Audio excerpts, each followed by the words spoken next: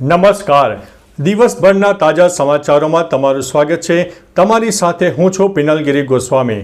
સમાચારો વિસ્તારથી જાણીએ એ પહેલા મહત્વના સમાચારો ઉપર એક નજર. મિત્રો, આજની વિડીયોમાં સૌપ્રથમ વાત કરીશું ઠંડીની મોટી આગાહી.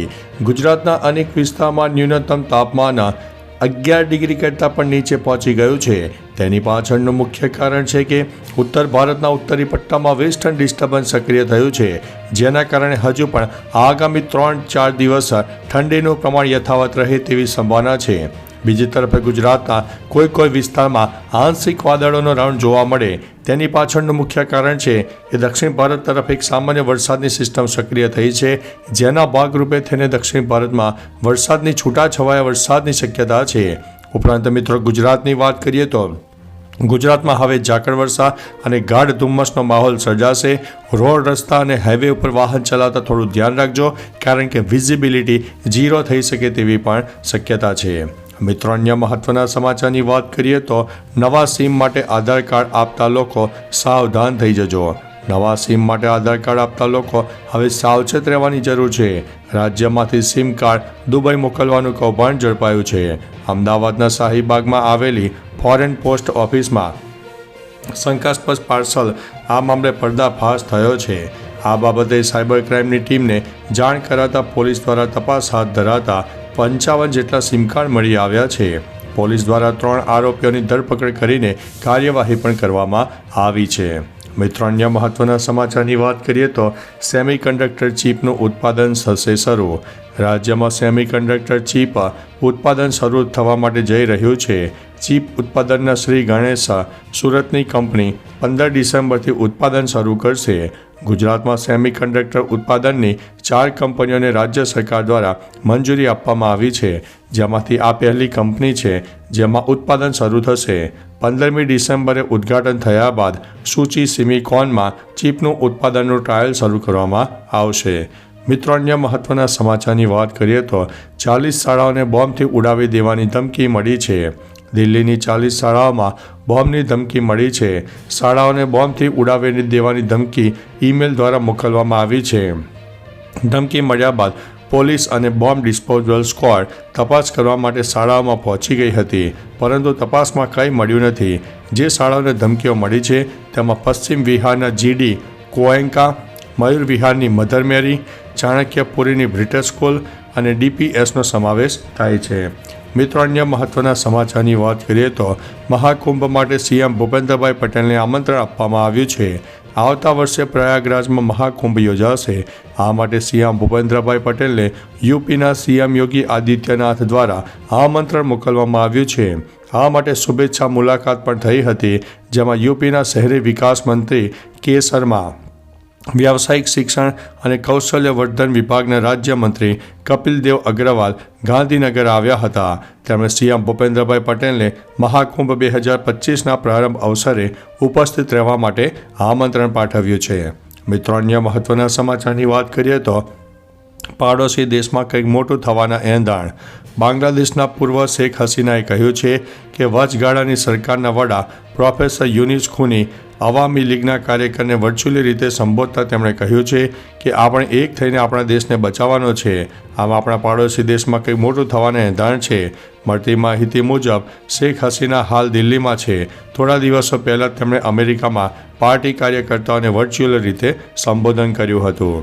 મિત્રો, અન્ય મહત્વના સમાચારની વાત કરીએ તો મહાદેવ ઓનલાઈન સટ્ટાબાજી કેસમાં ઈડીની મોટી કાર્યવાહી સામે આવી છે. ઈડીએ મહાદેવ ઓનલાઈન સટ્ટાબાજી કેસના મની લોન્ડરિંગ એંગલની તપાસ કરતી વખતે અગ્રણી સ્ટોક પોર્ટફોલિયો બ્રોકર ગોવિંદ કેડિયાની ધરપકડ કરી છે. ઈડીના સૂત્રોના જણાવ્યા અનુસાર તપાસ દરમિયાન કેટલીક મહત્વપૂર્ણ માહિતી પ્રાપ્ત થઈ છે, જે દર્શાવે છે કે કેડિયા શેર બજારમાં ગેરકાયદેસર નાણાંનું રોકાણ કરી રહ્યો હતો, જે મહાદેવ બેટિંગ એપ સાથે જોડાયેલો હતો. તેની કોલકાતામાંથી ધરપકડ કરવામાં આવી છે. મિત્રો, અન્ય મહત્વના સમાચારની વાત કરીએ તો જંત્રીના સૂચિત વધારા સામે બિલ્ડરોનો વિરોધ સામે આવ્યો છે. રાજ્ય સરકાર દ્વારા જંત્રીના સૂચિત દરમાં કરાયેલા વધારાને લઈને વિરોધના સૂર ઉઠ્યા છે. બિલ્ડર્સે હવે સરકાર સામે બાયો ચડાવી છે. ક્રેડાઈ દ્વારા અરજી માટે ઓનલાઈન વિકલ્પ આપવા સહિતની અન્ય માગણીઓ પર કરવામાં આવી રહી છે. અમદાવાદ, સુરત, વડોદરા, રાજકોટ સહિતના શહેરોમાં બિલ્ડર્સે રસ્તા પર ઉતર્યા હતા. ઉલ્લેખનીય છે કે અમલ થાય તો મકાનના 30 થી 40% ભાવ વધવાની ભીતિ છે. મિત્રો, અન્ય મહત્વના સમાચારની વાત કરીએ તો લાજપોર જેલમાં મારામારી, પટ્ટી અને ચમચા વડે હુમલો કરવામાં આવ્યો છે. સુરતની લાજપોર સેન્ટ્રલ જેલમાં મારામારીની ઘટના સામે આવી છે. સામે આવેલી માહિતી અનુસાર 3 કેદીએ મળીને અન્ય કેદી પર સ્ટીલની પાથરી, પટ્ટી અને ચમચા વડે હુમલો કર્યો હતો. 7 ડિસેમ્બરના રોજ સવારે 11:30 વાગ્યે યાર્ડ નંબર C-08 અને બેરેક નંબર 1માં થયેલા વિવાદના કારણે 3 આરોપી સામે FIR નોંધવામાં આવી છે. 3 કેદીએ અન્ય કેદી ઇમ્તિયાઝ ઇકબાલ બચ્ચાઓ પર હુમલો કર્યો હતો. મિત્રો, અન્ય મહત્વના સમાચારની વાત કરીએ તો રાજ્યમાં ઠંડી વધી રહી છે. ગુજરાતમાં રાત્રે લઘુત્તમ તાપમાનમાં 2 થી 3 ડિગ્રીનો ઘટાડો જોવા મળ્યો છે. તેથી ઠંડી વધી રહી છે. 7.2 ડિગ્રી સાથે રાજ્યનું સૌથી ઠંડુ શહેર રાજપીપળા બન્યું છે. તો નલિયામાં 10.2 ડિગ્રી, ગાંધીનગરમાં 11, મહેસાણામાં 11.2, ડીસામાં 11, પાલનપુરમાં 11.3, વડોદરામાં 11.6, અમદાવાદમાં 12, પંચમહાલમાં 12.2, રાજકોટમાં 13.6, સુરતમાં 15, અમરેલીમાં 15.1, ભાવનગરમાં 15.1 અને દ્વારકામાં 16 ડિગ્રી તાપમાન નોંધાયું છે. મિત્રો, અન્ય મહત્વના સમાચારની વાત કરીએ તો પાર્કિંગ બબાલ મામલે પથ્થરમારો, 300 સામે ફરિયાદ દાખલ કરવામાં આવી છે. નવસારીમાં દરગાહ રોડ નજીક પાર્કિંગ બાબત મામલે 2 જૂથો વચ્ચે પથ્થરમારો થયો હતો. આ મામલે એટ્રોસિટી એક્ટ હેઠળ કેસ નોંધાયા બાદ મોડી રાત્રે ટોળાએ રામ મંદિરમાં ભેગા થઈને રામધૂનનું આયોજન કર્યું હતું. આમ થતાં ટોળા દ્વારા કાગદીવાડ તરફ ધસી જવાની ઘટના બની હતી. મોડી રાત્રે સૂત્રોચ્ચાર કરનારા 300 સામે ફરિયાદ નોંધવામાં આવી છે. SP ખુદ દંડો લઈને પહોંચી ગયા હતા. મિત્રો, અન્ય મહત્વના સમાચારની વાત કરીએ તો 10 વર્ષમાં ભારતીય અબજોપતિઓની સંપત્તિમાં 263% વધારો થયો છે. UBSએ અબજપતિઓની સંપત્તિમાં થયેલા વધારાની ઘટાડાને લઈને એક રિપોર્ટ જાહેર કર્યો છે. આ રિપોર્ટ મુજબ 10 વર્ષમાં ભારતીય અબજપતિઓની સંખ્યા 82%થી વધીને 123% થઈ ગઈ છે. તે જ સમયે તેમની સંપત્તિમાં 263%નો વધારો થયો છે અને તે 77 લાખ કરોડ રૂપિયાને પાર કરી ગયો છે. અબજપતિઓની સંપત્તિના મામલામાં ભારત વિશ્વમાં 3જા ક્રમે જોવા મળ્યું છે. મિત્રો, અન્ય મહત્વના સમાચારની વાત કરીએ તો નાઇટ ડ્યુટીમાં પુષ્પા 2 જોતા ACPને પોલીસ કમિશનરે લગાડી છે ફટકાર. તામિલનાડુમાં નાઇટ પેટ્રોલિંગ દરમિયાન assistant police commissioner ACP Senthil પોતાની ફરજનું ઉલ્લંઘન કરતા પુષ્પા 2 ફિલ્મ જોતા પકડાયા હતા. શહેર પોલીસ કમિશનર મૂર્તિની દેખરેખ હેઠળ લેડી ઇન્સ્પેક્ટર નિર્લાઈ શહેરના વિવિધ વિસ્તારોમાં પેટ્રોલિંગ કરી રહી હતી. ત્યારે તેઓ ફિલ્મ જોતા પકડાયા બાદ પોલીસ કમિશનર મૂર્તિએ તેમના 2 જવાબદારીભર્યા કાર્ય માટે જાહેરમાં ઠપકો આપ્યો હતો. મિત્રો, અન્ય મહત્વના સમાચારની વાત કરીએ તો પાન કાર્ડના નવા વર્ઝનના નામે બેંક એકાઉન્ટ ખાલી કરવાનો નવો કિમિયો.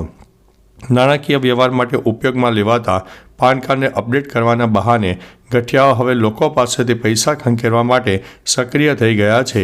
હજી તો સરકાર દ્વારા પાન કાર્ડ 2.0ની માત્ર જાહેરાત કરાઈ છે, તેનો અમલ પણ થયો નથી અને તે પહેલાં સાયબર ગઠિયાઓ પાન કાર્ડના નવા વર્ઝનના નામે લોકોના બેંક એકાઉન્ટ ખાલી કરવાનો નવો કિમિયો અજમાવવા લાગ્યા છે. તો ચાલો મિત્રો, ફરીથી દેશ અને દુનિયાના સુપરફાસ્ટ સમાચાર લઈને મળતા રહીશો. ત્યાં સુધી અમને રજા આપશો. નમસ્તે.